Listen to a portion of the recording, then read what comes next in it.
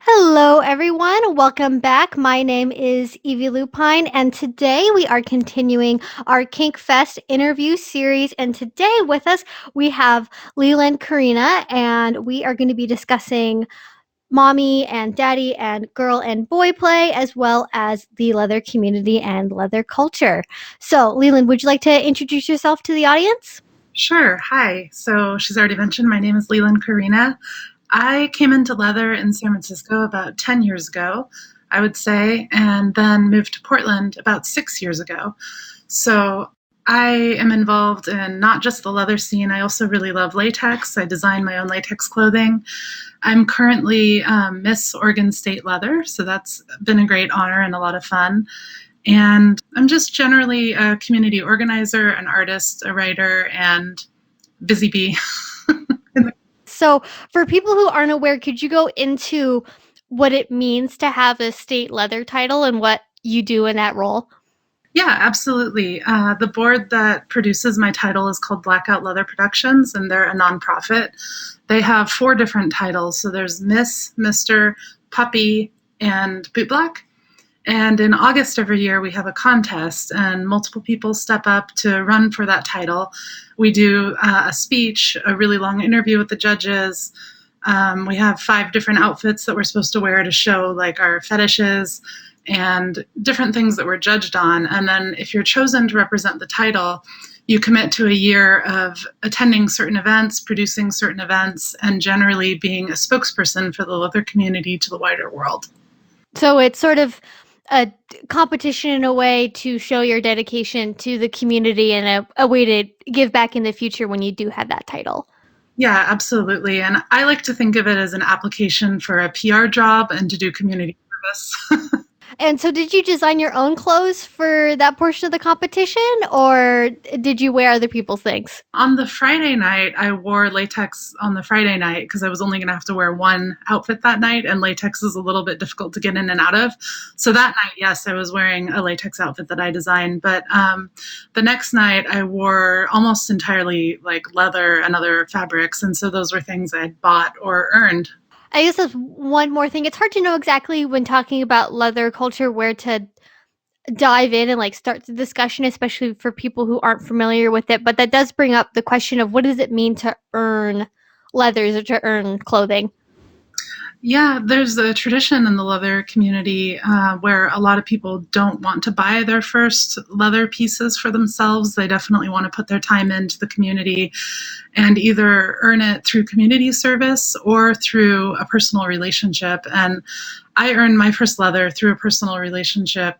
I mean, I had owned other pieces of leather in my life before that, but the first piece that I actually consider like my piece of leather that represents the leather community and the leather tradition was the vest that I still wear. And I earned that from the first daddy I ever had. So the way that we did it, because we did Ageplay too, and this is all stuff that we'll probably talk about when we talk about classes I teach. She was my daddy and I was her girl. And so we actually did Ageplay and we had a sticker book and I got stickers for different community service things that I did and also sexual favors that I did for her. So there was like a certain number of stickers that I had to earn. And at that point, she was going to gift me with a leather vest. That's great. And I love how diverse you can do things. Like, I think there's an idea that, like, BDSM is one way, or that like DDLG or CGL or mommy girl play or whatever you want to call it looks one way. When in reality, that can come in so many forms, and sometimes that does mean that you earn your leathers via a sticker book, and I think that's really great. It was pretty cute. So that actually is a good way to lead into one of the conversations I wanted to have, which is, do you refer to it as CGL, like caregiver little, or like how is it different maybe in the leather community versus the like general BDSM community, if there is any difference there? I definitely come at it from a queer leather perspective, and that's definitely like my area of interest and experience. So I'm not actually all that familiar with how it might manifest in the greater kink community as much. So I can definitely speak to like what I know, and maybe you can tell me how that relates to the outside kink world. I think when you're talking about daddy boy, daddy girl, mommy boy, mommy girl, any of that play, I really look back at the history of leather, which the way that it was taught to me, and you can definitely encourage your readers to look up Gail Rubin as an amazing gay history, like queer leather culture historian who's written extensively on these things. But my understanding, just like the short version, is that many men went off to war during World War II, kind of discovered homosexuality in the trenches, like literally came back from war, didn't really want to fit back into their old lives or, find a wife or go back to their wives. And they kind of started some leather backpatch clubs that were motorcycle focused, but some of them also had BDSM elements. And that's sort of like where what we think of as leather and the leather community came out of, because they were really interested in a hierarchy and they were really interested in, they'd been through all kinds of shit in the war. And so gay motorcycle clubs, gay leather backpatch clubs with motorcycles, and then incorporating an interest in BDSM. And then if you think about artists like Tom of Finland, he really captured the aesthetic look of what men were going for and kind of was maybe one of the most influential as far as like fashion goes. And I think as time marched on, gay culture became more and more solidified around all that stuff. And then the AIDS crisis hit. And as far as I understand it, that's kind of when the Dykes showed up, because they came in to kind of start taking care of the gay men who were dying and were kind of brought in as caretakers in a way and ended up being incorporated into the culture. And over time, it's spread to pansexual people, and it's just gotten bigger and bigger. And now, of course, you've got people who talk about the old guard, which is like all the stuff I'm talking about, and the new guard, which is like not following rules as strictly anymore and incorporating all kinds of different sexualities and kinks and all kinds of interesting things, not as rigidly as it used to be done. So that's kind of a huge overview, but that's how I understand it.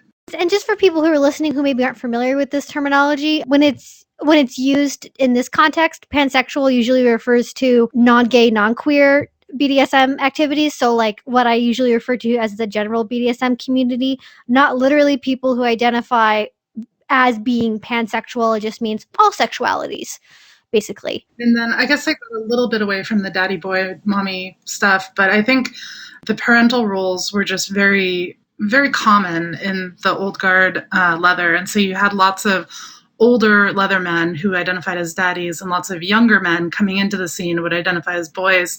And back then, I think it was pretty strictly usually the dominant top daddy and the submissive masochistic boy who was also a sexual bottom. And I would say that now things are more like on wide spectrums where a daddy could be service oriented or a boy or a girl could be a top. And everybody gets to kind of choose their own adventure with it now, but that's not the way it started. There were, at least from my observations and from what I've heard from other people, is roles were a lot stricter and a lot more conformed to a very certain, if you were this, it also meant you were that. Whereas now I think simply because so many more people are involved with it now and just because I think things have gotten a little bit less strict, there are so many other ways that you can do it as well. And I think there's plenty of really interesting things that you can read out there about theorizing like why these behavior patterns started in the gay leather BDSM community, where people like took on these daddy and boy roles.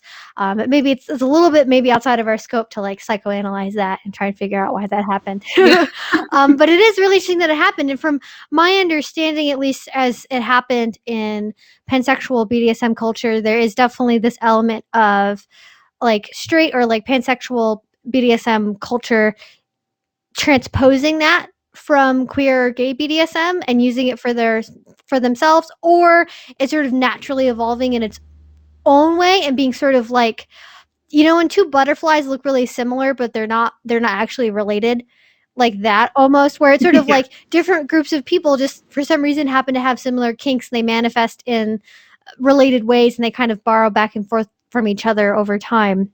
Well, I mean, for almost all of us, I think the first power dynamic we ever experience is a power dynamic with our parents. So what I would be curious to know is, at least in pansexual BDSM culture, even now there is a lot of very, very deep shame both from within and from without the community for people who participate in this kind of play, be it, if you're calling it CGL or DDLG or like daddy girl or whatever form you call it as, that people both internalize shame about feeling badly about having these desires and wanting these types of relationships, and also even within the community, people being like, oh, like kinks are okay, but not that one, or like that's fine, but I don't want to see that. Is that something that happens within your portion of the community still, or is it a little bit more openly accepted, or does it kind of depend on where you are? In the queer community that I came up in, it was like almost the dominant paradigm. Like all the people that I knew were either looking for a daddy or, that were my age. And it was very much like seen as like something you would definitely want and be proud of and out about. So I think that might be a really big difference between queer and pansexual culture. Part of me wonders if it's because in pansexual culture, it tends to, because it most often takes the form of dominant male identified daddy and little submissive female identified little, that I think replicates a form of what can seem to be like a form of abuse, or like a way that I think most closely resembles a type of relationship that people are really, really uncomfortable with just visually, like having an older male taking care of a younger female who is dressing like a child. I think maybe strikes a chord with people in a way that maybe it doesn't when it's people of the same gender expression, or if it's people, or if it's just like more easily digestible in a queer community is in a pansexual community, because I think there's just maybe to some degree a little bit more baggage that pansexual people tend to have around playing with age and playing with these sort of subversive relationship types that maybe people in the queer community don't. Age diverse relationships are a lot more common in the queer community in general.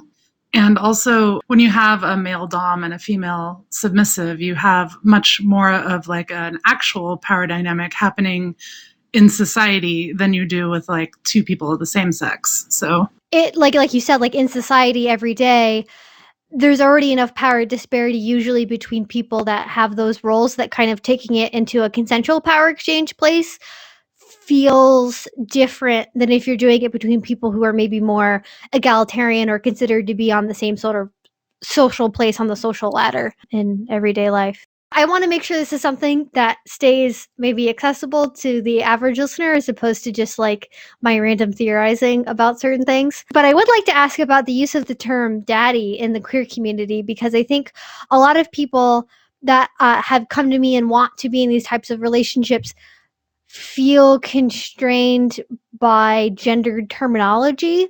Like they feel like daddy is a word for male dominance, and like words like little girl have to be used for, if you are little and you are female identified, you have to use terms like girl or little one or baby girl or some other variation on that. I'm assuming from what it sounds like, is daddy the most common term for a female identified person in a CGL type relationship in the queer community, or are terms like mommy also used, or kind of just what sort of terminology do you usually come across? Oh, yeah. Daddy and mommy are both definitely used. I definitely know more daddies than I know mommies. I identify myself, I present as femme, and so people are really surprised sometimes when they find out that I play as a daddy. And I think it's because when I was brought into leather, all the people that I was playing with and bottoming to were butch. So I kind of like learned my dominance from butch women, even though I'm femme. So it presents that way for me when I play with somebody who is either boy or girl identified. I've been both mommy and daddy, and it really depends on what the person I'm playing with pulls out of me, I guess. More like a stylistic difference, or like, or is it like different headspaces? Definitely different headspaces, but it also depends on like what anatomy I'm playing with. So for me, if I'm like my daddy, when I manifest as a daddy, I guess you would say, I'm very focused on my cock. Like my strap on is like a big part of whatever's happening. Whereas if I'm in my mommy space, I would say she's more of a tender sort of caretaker. There's a lot more like breast play and, vaginal play. My daddy is kind of like a 70s porn star. Like he's really dirty and like really rough, kind of like takes what he wants with consent, of course, like pre-negotiated consent, but like my daddy is going to want to be able to take what he wants whenever he wants it, as long as that's cool with the boy or girl that I'm playing with. Whereas my mommy is much more about like how can she be a caretaker, and I would say they're both loving and caretaking, but they're just manifestations of different parts of my sexuality. Let me know if this is too personal, but I noticed when you were referring to your manifestation of your daddy, you're using male pronouns. Is that because it feels like a more masculine headspace?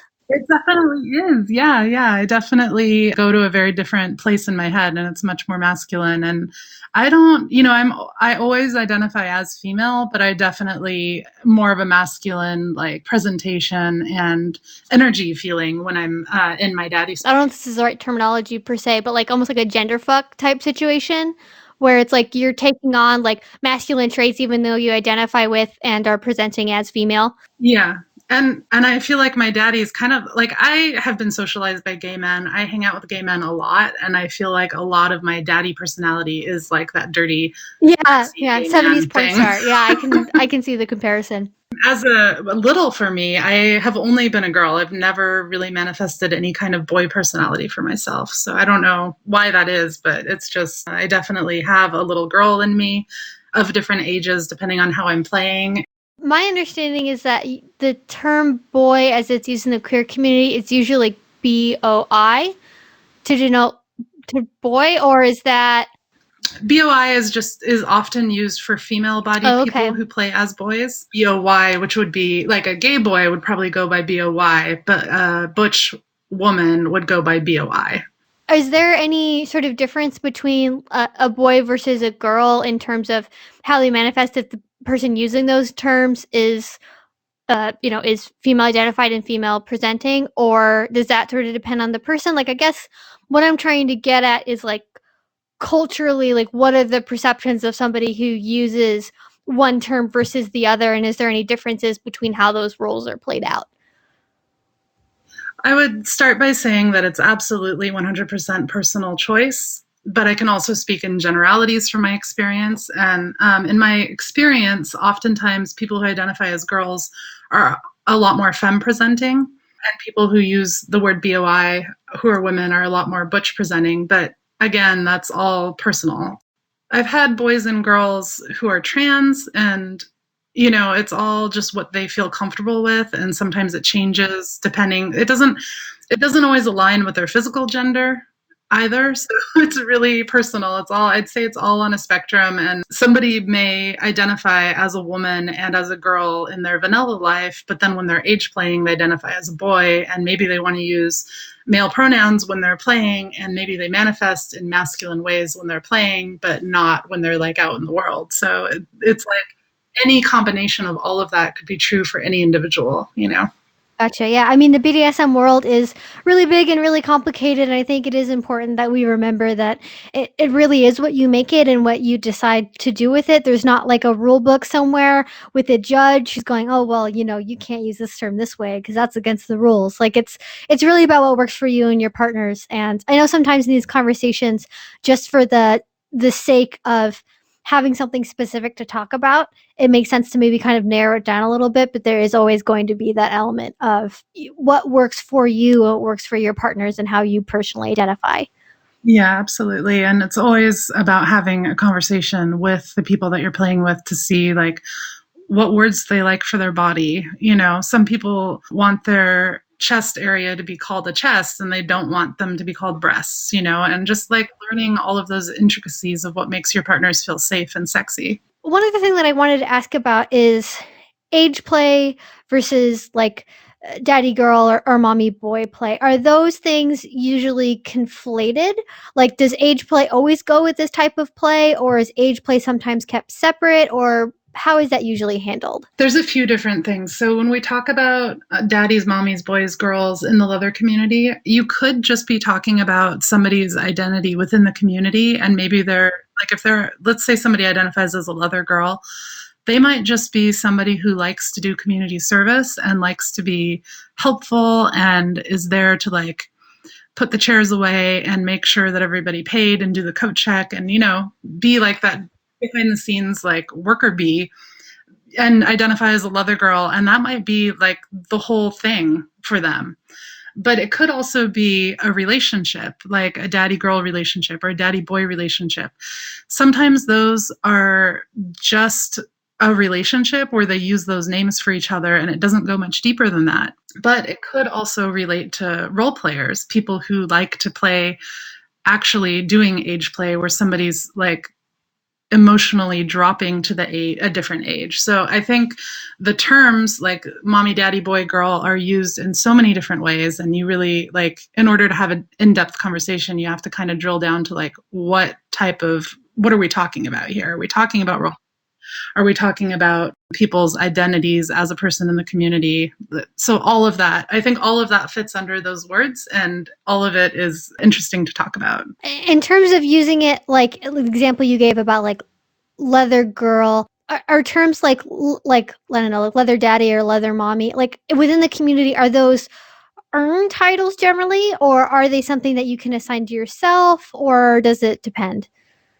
I'd say it's a combination, but I think our community is pretty focused on self-identification. So a lot of times people will just say that they identify as that, and then people accept it. And I would usually people don't enforce that anybody calls them any particular honorific, but it's there, and that's how they identify if people want to, you know.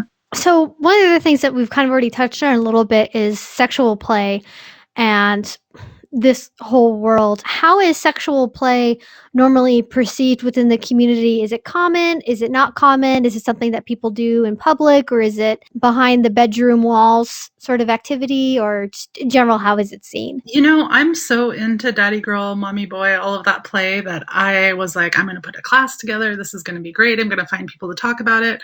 And every time I've taught the class, it's been pretty low attendance. Oh, really? I'm surprised. I think that it might just be a fluke, like, you know, where the places, the times, whatever. I thought that I guess that my answer would be that I thought it was more widespread than it is, or that people are a lot more shy about talking about it than I am. I'm not really sure what's happening with that. The people who have come to the class have always been extremely interested in what I'm talking about. And they say like they've never been able to find a class about it before, especially because I delve into some of the dark age play stuff, which is, you know, too much for some people. I definitely give a disclaimer, like if any of this makes you uncomfortable, one of the things you have to be really careful with age play is that if somebody is like emotionally dropping to a different age, you can end up discovering trauma that you've repressed, you know, like it can be really triggering for people. So yeah, so I not to say that they've been poorly attended. They just like, if I teach about dominance and submission in general, I'll get like a super full room. And if I teach about daddy mommy stuff, it'll be like half full. And I just think it definitely, at least in the places that I've taught, it's not been as exciting for people as dominance and submission. I know whenever I've gone to conventions, whenever I've gone to classes, I mean, there are always at least a handful of people who the entire event are like very publicly presenting as somebody who does a CGL type relationship, or is an age player of some variety, one way or the other. But I think it is something where even if there are classes presented, I would suspect there are a good portion of people who are curious about it, but are embarrassed perhaps by the idea of going to a class and maybe sort of almost self-outing just by the fact they attended the class and other people saw them there. I think there might be something to that. And also, I mean, if it's something you've never experienced, you might think, okay, I might be interested in that, but it might seem like a little bit too much to like sit in a class for it, you know?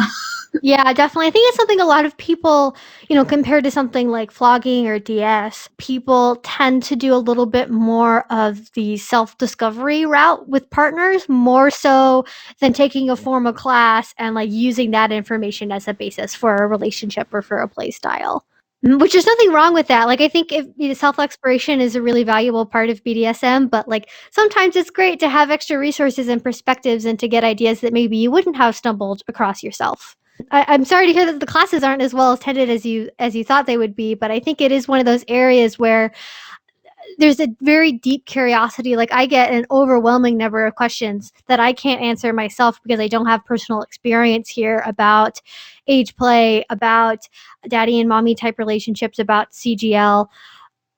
But then when there's classes, like even here in my local community, I do notice that if it is people who are going, it's people who are already out as that being part of their relationship style, not necessarily new people who are curious about it and aren't really sure what it is yet. So it might be a little bit of like self-selection in terms of who decides to end up going to those types of classes. Yeah, it's pretty niche, I guess. It's pretty. Yeah, it's like going to a pony play class, kind of. Like there's, like a lot of people are really, really into pony play, but there's not that many people in total who are really, really into pony play. So you got to find people where they are, I guess.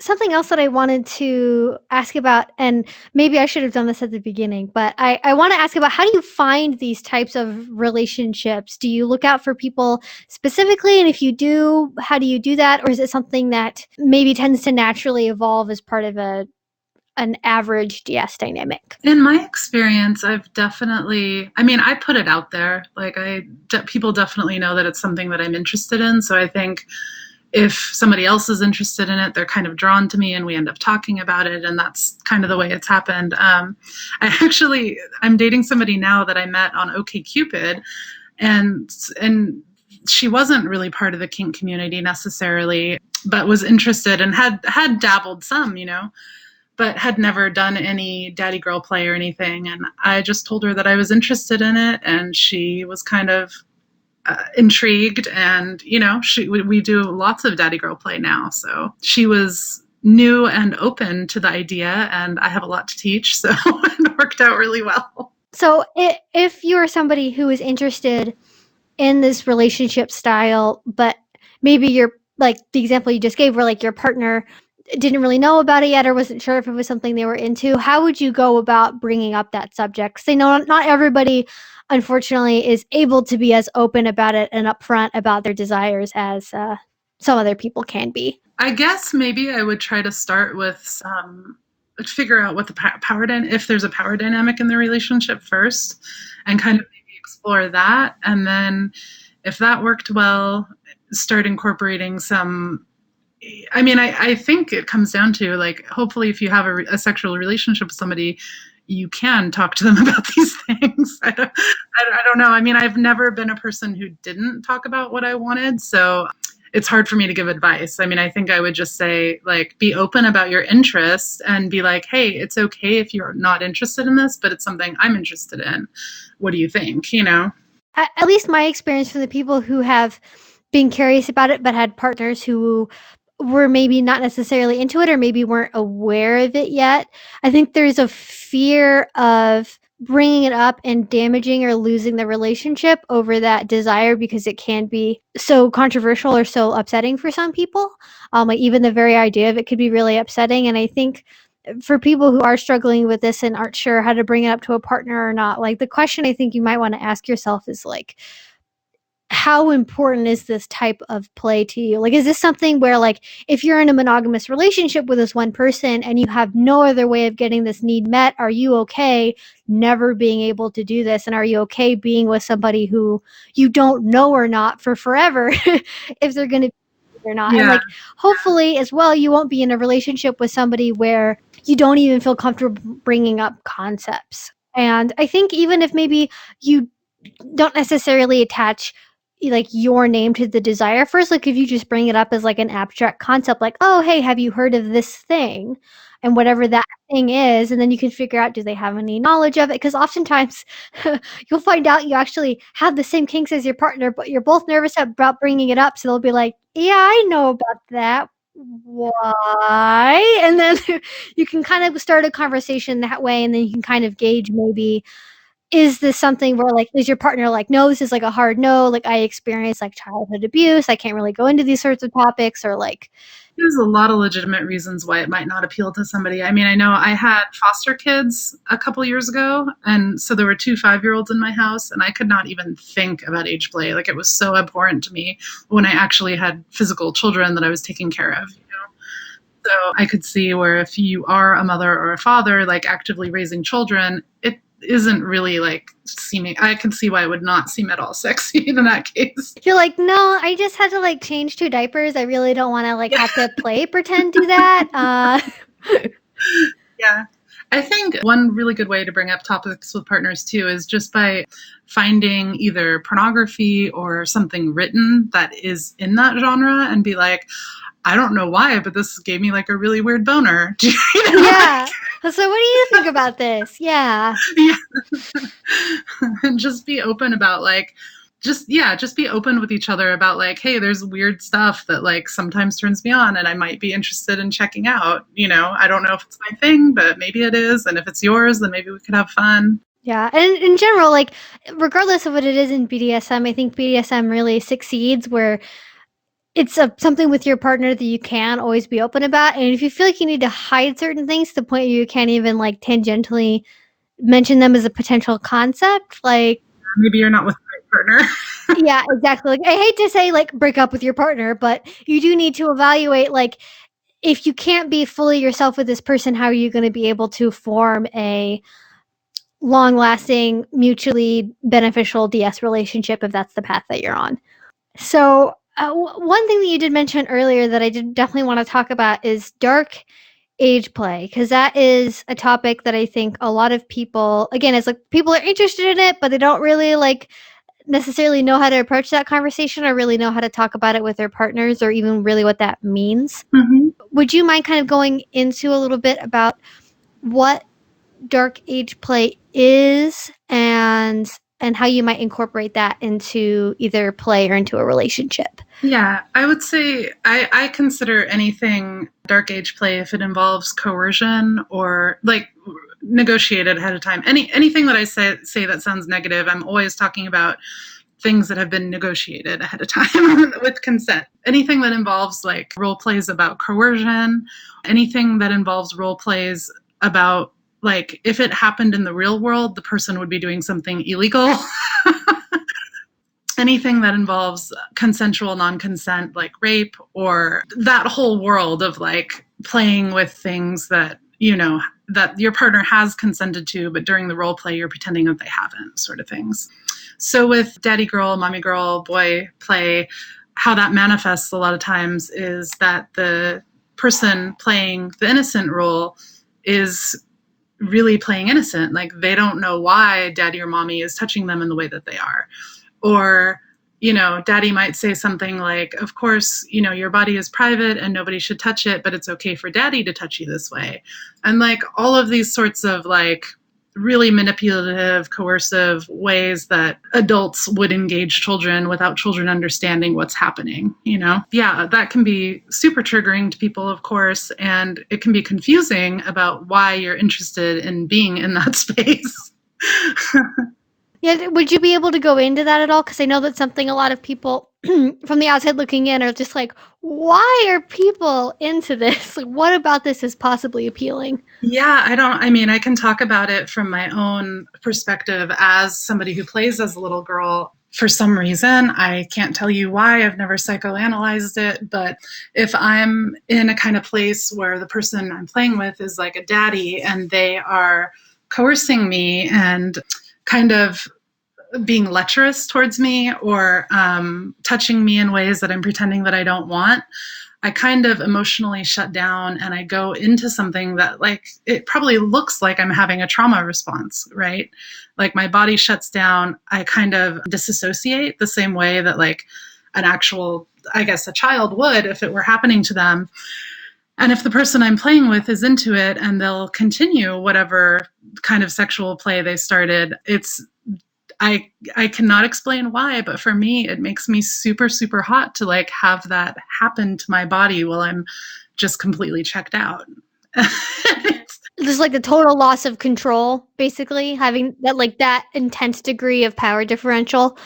Absolutely. And just, I really feel like I get to experience certain emotions that would go along with that kind of actual thing happening to you. And I think there's a lot of people who have fantasies of being raped, and I think it's very similar. You're just adding like this imaginary age gap component and this imaginary innocence. Like it really lets me connect with a part of myself that I don't normally experience as an adult because I'm not innocent. Yeah, that makes sense. And I think, a lot of it really just, especially in BDSM, does really just go back to that, like, intense power differential and getting to experience things that you don't get to experience in everyday life that are just unique and they're weird and sometimes they're kind of fucked up, but where else are you going to be able to experiment with that? I mean, I'm also somebody who enjoys being consensually roofied and then taken advantage of. So, Oh gosh, that just reminds me of, did you ever watch the BBC Sherlock show? Did you ever watch that at yes. all? Like, oh, Mhm. don't worry, she likes it that way, where she's just like Yeah. on the floor. But like that's how I realized I wanted to be a submissive, was watching that episode and seeing that. And I couldn't decide whether I wanted to be Irene Adler or her assistant, which was also really confusing. Yes, to both. Yeah, I don't know. It's just interesting, those things that come up in like media and TV shows. And I mean, that is a very direct representation of BDSM, but it's curious they went with that because I feel like being consensually roofied or drugged is not generally something that vanilla media decides is a kink thing. Like, usually they keep it on the blindfold and flogger level, but Fuzzy handcuffs.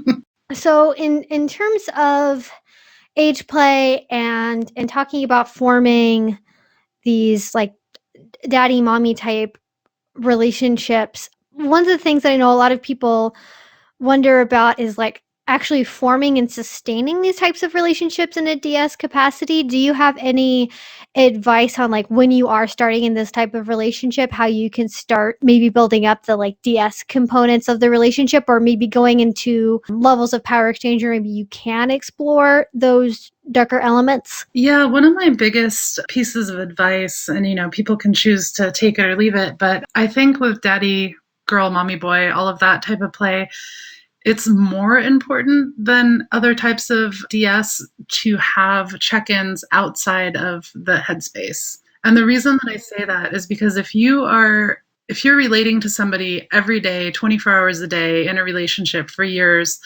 as this like imagined age gap, I've been on the bottom side of that. I had a 3-year long relationship with a daddy, and we had an actual age gap too. She was 52, I was 30, but we never got out of the daddy girl role to have a conversation outside of the dynamic. And by the end of the 3 years, I felt like she literally didn't see me as an adult. She didn't understand what my adult capacity for like being mature, for being an adult was, that she only saw me as this girl.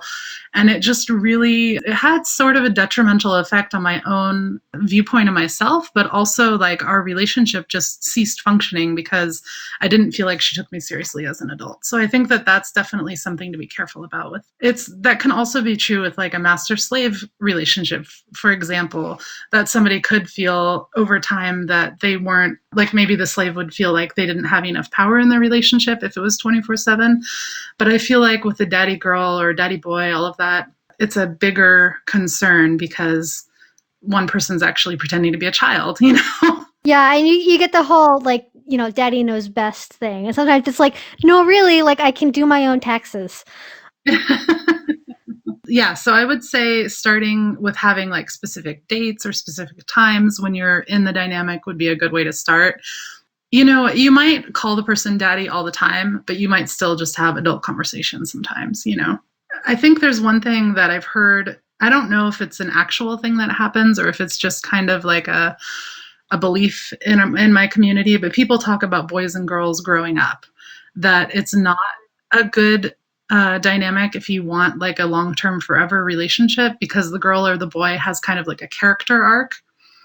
And I don't know if that's true or not. I think it depends on the people, but it's just an interesting thing to think about, though. Yeah, that's interesting. I've never really heard of that before, but I guess because I mean the leather community is, I think maybe more community focused and growth focused in a way that I haven't experienced in the pansexual community, where it's like almost like somebody starts out as a girl or a boy or what have you, with the intent that eventually they will grow up and come into their own as maybe their own mommy or daddy or master, or like whatever other title they might take on. That it's sort of like a temporary introduction, maybe in some ways. Mm-hmm. Or it's just sort of like people, I think it might also maybe go back to the idea that like people would want that type of relationship because there's something that they need to work on in order to become sort of fully adult, air quote. I don't know, it's really interesting. I don't know if I answered your question, but I think in terms of starting DS relationships and starting doing this type of play, another thing that I wanted to ask about is, do you have any like specific types of play that you maybe would recommend for somebody who wants to test the waters and see if this is something they want for the larger part of their relationship? I think one of the main things to think about is whether your age play is going to be sexual or non-sexual, because there's lots of people who do it in a non-sexual way. And if you're not sure about whether you're going to like it or not, it'd probably be good to start non-sexual and see how that feels before you actually incorporate the sexual elements. So that could be, I mean, there's a lot of like really classic themes, like, and really, I mean, if you look at like what actual children do and how they interact with their parents, like any of those things could be the thing. So it could be like coloring or playing with toys or stuffed animals or dolls. Bath time is like a really good mommy, daddy, boy, girl play time because, you know, parents really do bathe their children, and it can be done innocently, but it's also like kind of sexy because you're naked and being washed or whatever, and it can be used as a bridge into more sexual play. Reading stories can be really good. One of my favorite things is finding kids' books that can be kind of perverted or like that have unintentional adult themes that would go over a child's head, but you know, since you're actually both adults, you're gonna notice them. If the daddy or mommy wants to make up their own story to go along with the pictures in the book, you know, you can pretend like the adult child can't read. There's lots of books written for parents to read to kids about how their body is private and how like adults shouldn't touch them. And it's kind of interesting to like read those to somebody you're age playing with. Spanking is a pretty good, you know, it can be done as punishment, but it can also be done as fun if you know, if the adult child is into spanking. And also that's a good opportunity for fondling if it is sexual. If you wanted to create like DS protocols or rituals, bedtime is a really good thing for age play, to like permission to get into bed, or like a daily check-in before going to sleep, or helping the little boy or girl get dressed and kissing goodnight and tucking in. Those are all really good like parental things. I'd say taking outings to places that are like kid oriented. And I would definitely say be careful about the consent of the people who are not playing with you that are there. You don't want to do anything that is going to be, you know, especially if there are actual children present, you definitely don't want to do anything that is sexual.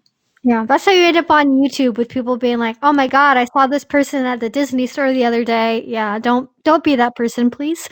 Yeah, but you can be in your headspace and do normal things that don't break anybody's consent from seeing them and still have an enjoyable time. Like I've taken a girl out to ice cream and just like lost myself in watching her eat it because, you know, it's just like so sexy to me, that type of thing. Yeah, so the one of the last things I wanted to ask about, and let me know if there's anything that we didn't get to today that you'd like to make sure we discuss. But I also wanted to talk about switching and age play, since it sounds like you have experience both being a girl and being a mommy and a daddy. Do you have any advice for people who are switches and are interested in this kind of play? Is this something where you tend to be one specific role with one person and it's always that way, or do you switch roles with the same partner, or does it depend? So for me personally, I usually have one role with one person for every role in my life. Like, and I'm a switch in every way. Like I'm a dominant, I'm a submissive, I'm a daddy, I'm a girl. But whenever I have a relationship with a person, our dynamic is always the same. Like that's just how I do it. And I'm poly, so like I can be a top and I can be a bottom at the same time, but it'll be with different people. I think you could probably switch with one person. It just doesn't make sense to my brain with age play, but I'm sure other people might be more flexible in their playing, so they might be able to do that. Yeah. Is it something where, I mean, especially being polyamorous too, there's like so many layers of negotiation and everything that goes into having those styles of relationships. Is it something where it's basically you just find somebody whose energy matches you in a certain way and you're like, I feel like, you know, our relationship's going to take this direction, or do you kind of have a sense ahead of time of maybe what type of relationship you're looking for, and you try to find people that you can engage in those activities with? Like daddy, girl, boy, mommy play. Sorry, it's like really awkward, but is kind of my favorite. It's like my favorite thing out of the whole menu, right? So when I meet people that I want to play with or be involved with, I definitely kind of have like my eye out for like, does it seem like that would be something that they'd be interested in? But it's also the other thing is that it's really intimate for me. So I usually only do that kind of play with people that I'm in longer term relationships with. I don't usually do pickup play with like age play stuff. I'm not saying that I never would. It just usually doesn't manifest that way for me because it's more of like a, I almost want to say sacred space, but also just, it's just so intimate. It's just so strong for me, and I can't share that with everyone. So when I'm looking for play partners, I definitely don't always pay attention to whether they're into this type of play. But when I'm looking for people that I want to have like ongoing relationships with, then I definitely hope that they're into some form of it. Yeah.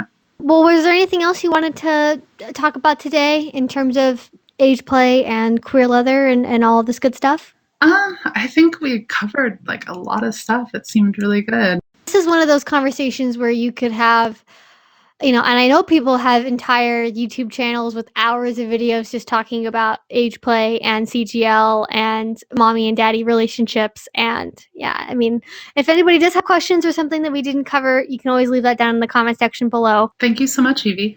Yeah, of course. So if people want to get in contact with you, if they want to maybe take one of your classes, what is a good place to reach you? I'm both on Facebook and FetLife as Leland Carina, so send me a message. I like to travel to teach. I was taken to Alaska, to Arizona, and to Seattle this year to teach at different conferences, and I really enjoy that. So yeah, get in touch. Yeah, and you will be at KinkFest this year. And what classes are you teaching at KinkFest?